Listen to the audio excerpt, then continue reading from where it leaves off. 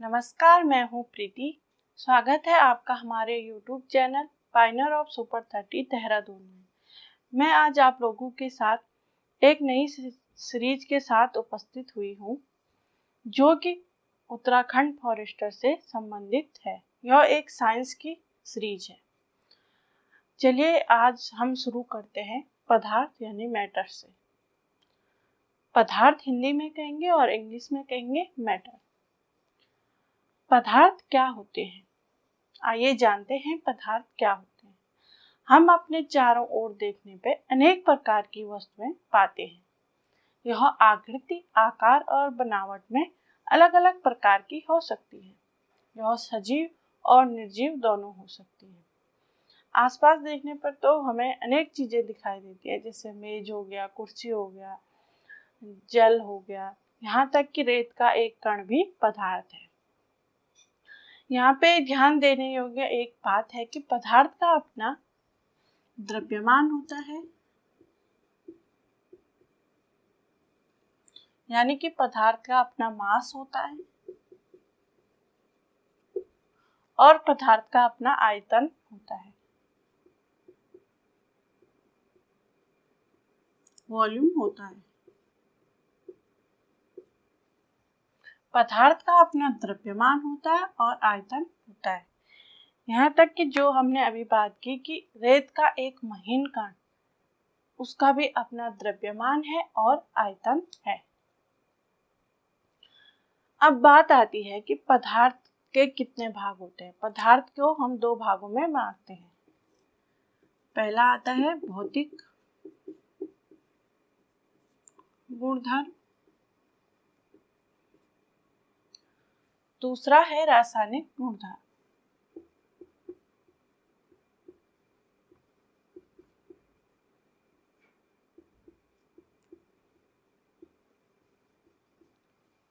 पदार्थ के दो भाग होते हैं, पहला भौतिक गुणधर्म, दूसरा रासायनिक गुणधर्म। इंग्लिश में हम इसे कहेंगे फिजिकल प्रॉपर्टी और इसे कहेंगे रासायनिक यानी केमिकल प्रॉपर्टी।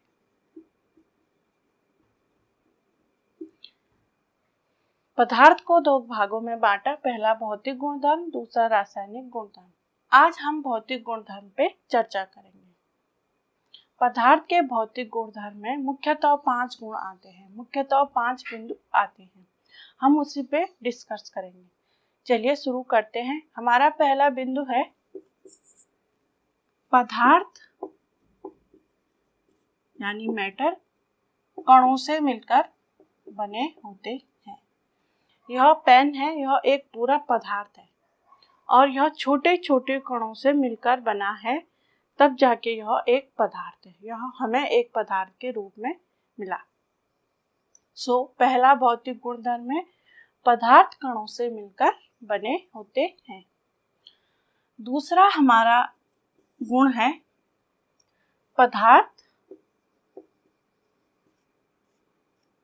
पदार्थ के कण बहुत ही छोटे होते हैं, इतने छोटे कि हम कल्पना भी नहीं कर सकते हैं। पदार्थ के कण बहुत छोटे होते हैं,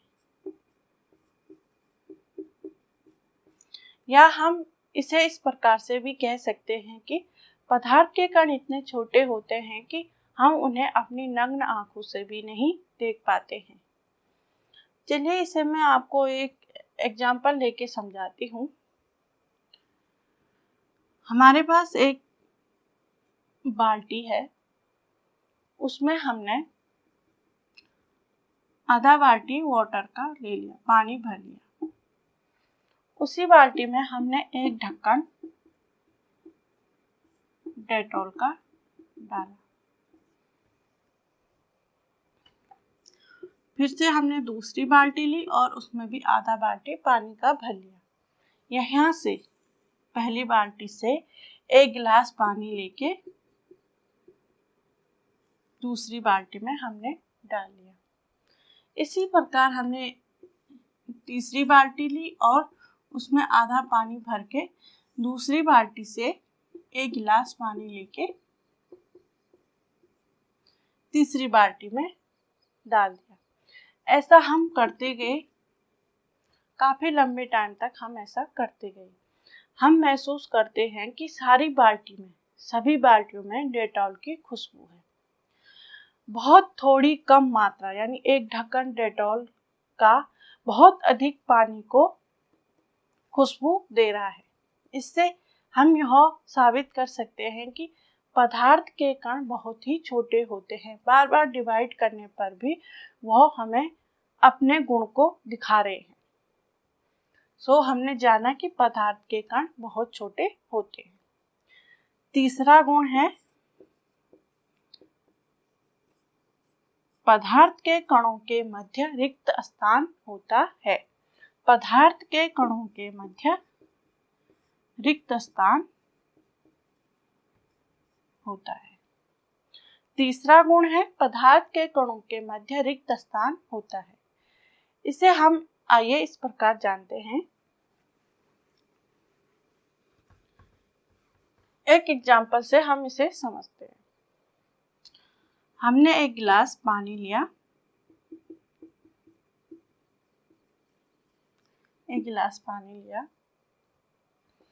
उसमें हमने एक चम्मच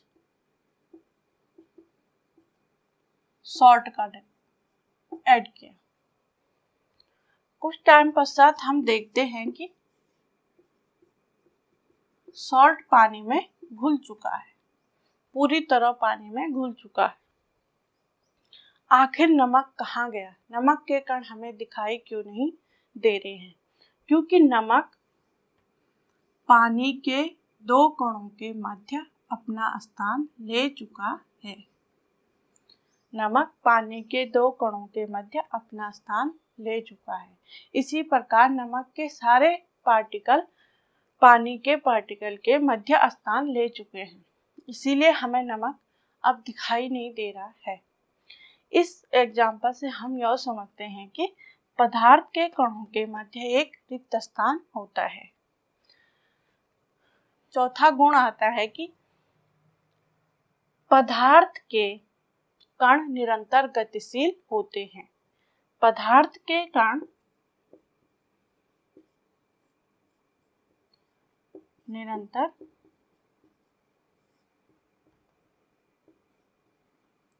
गतिशील होते हैं।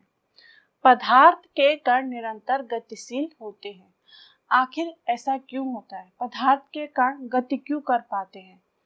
हम एक स्थान से दूसरे स्थान तक जा पाते हैं क्योंकि हमें एक ऊर्जा है जिसका उपयोग करके हम एक स्थान से दूसरे स्थान तक जा पाते हैं। इसी प्रकार पदार्थ के कणों में भी एक गतिज ऊर्जा होती है। पदार्थ के कणों में भी एक गतिज ऊर्जा होती है जिस कारण वह निरंतर गतिशील होते हैं।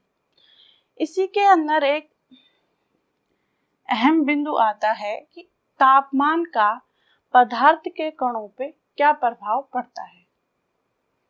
ध्यान दीजिए, इसी प्रकार के क्वेश्चन हमारे एग्जाम में आते हैं।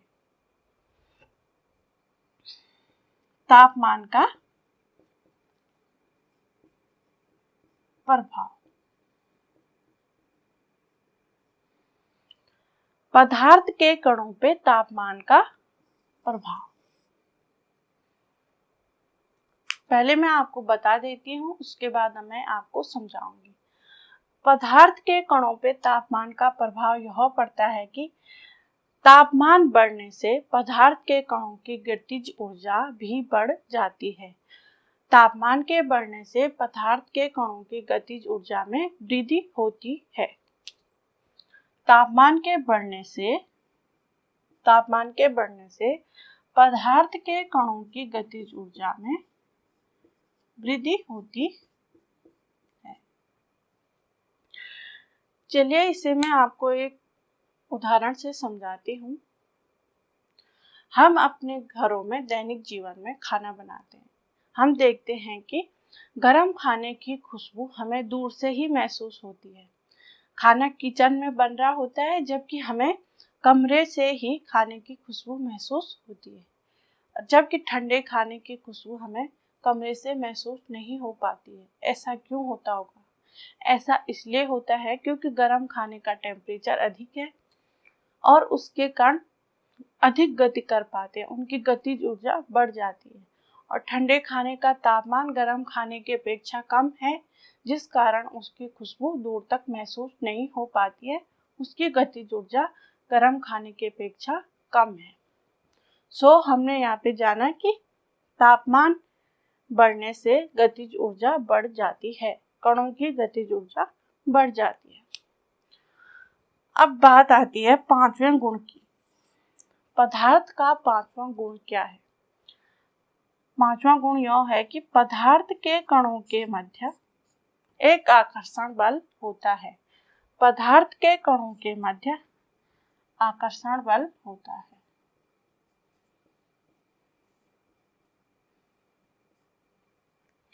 पदार्थ के कणों के मध्य एक आकर्षण बल कार्य करता है। यह एक पूरा पदार्थ है जो छोटे छोटे कणों से मिलकर बना हुआ है। यह कण आखिर आपस में किसके द्वारा चिपके हुए हैं, जिससे कि हमें पूरा एक पदार्थ मिल पा रहा है? यह कण एक आकर्षण बल के कारण जुड़े हुए हैं आपस में। जैसे कि हम अभी देखते हैं, हमने एक चौक ली, चौक का एक टुकड़ा लिया, लोहे की कील ले ली, लोहे की कील और एक रबड़ बैंड लिया।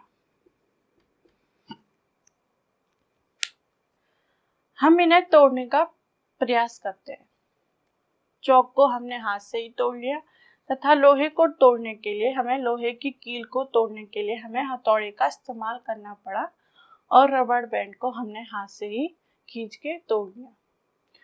हम देखते हैं कि इन सभी पदार्थों का सामर्थ्य अलग अलग है, यानी कि इनको तोड़ने के लिए हमने अलग अलग प्रकार का फोर्स लगाया। किसी में हमने कम फोर्स लगाया और किसी में ज़्यादा फोर्स लगाया।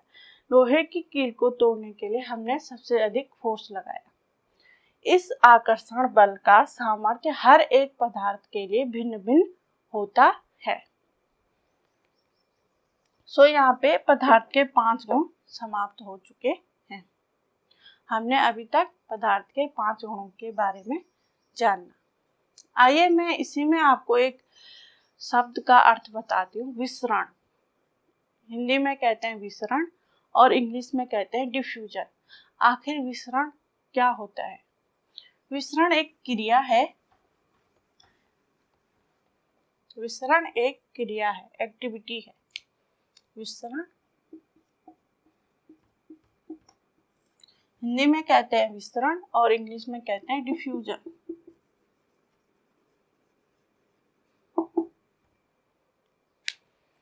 दो भिन्न भिन्न पदार्थों का स्वतः आपस में मिलना विसरण की क्रिया कहलाती है। दो अलग अलग पदार्थ लिए हमने, उनका आपस में स्वतः ही घुलना विसरण की क्रिया कहलाती है। हमने क्या किया कि एक गिलास में पानी लिया,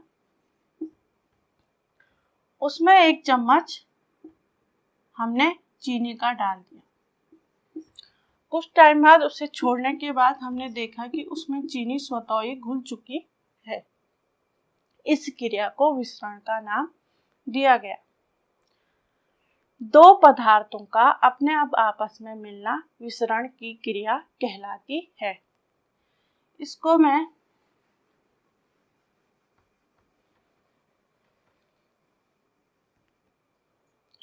इसी में आपको एक पॉइंट बताती हूँ कि तापमान का विसरण की क्रिया पे क्या प्रभाव पड़ता है। तापमान का विसरण की क्रिया पे प्रभाव, तापमान प्रभाव।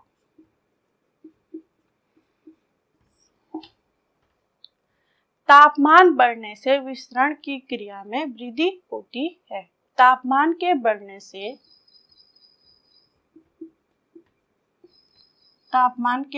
से विसरण की क्रिया में वृद्धि होती है। इसे मैं आपको इस प्रकार समझाती हूँ कि हमने एक गिलास में ठंडा पानी लिया, एक में हमने गर्म पानी लिया। दोनों में हमने एक एक क्रिस्टल चीनी के डाल लिए। हम देखते हैं कि गर्म पानी में चीनी जल्दी घुलती है और ठंडे पानी में टाइम लगता है। ऐसा क्यों होता है? क्योंकि तापमान बढ़ने से विसरण की क्रिया भी बढ़ जाती है। दो भिन्न भिन्न पदार्थ यानी पानी और चीनी स्वतः घुल जाते हैं, इस क्रिया को विसरण कहते हैं। आज के लिए हम इतना ही पढ़ते हैं। उससे पहले हम थोड़ा रिवीजन कर लेते हैं कि आज हमने क्या क्या पढ़ा। हमने पहले पदार्थ के बारे में जाना, उसके बाद हमने जाना कि पदार्थ के दो गुण होते हैं। आज हमने भौतिक गुण के बारे में चर्चा की। पदार्थ के मुख्यतः भौतिक गुण में 5 गुण होते हैं। पदार्थ कणों से मिलकर बने होते हैं। पदार्थ के कण बहुत ही छोटे होते हैं। पदार्थ के कणों के मध्य एक रिक्त स्थान होता है। पदार्थ के कण निरंतर गतिशील होते हैं। और इसी के अंदर हमने जाना कि तापमान का गतिज ऊर्जा पे क्या प्रभाव, कणों की गतिज ऊर्जा पे क्या प्रभाव पड़ता है।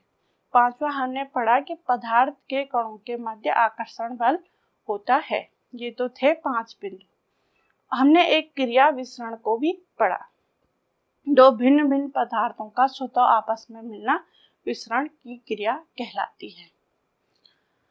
हमारा वीडियो देखने के लिए आप सभी लोगों का बहुत बहुत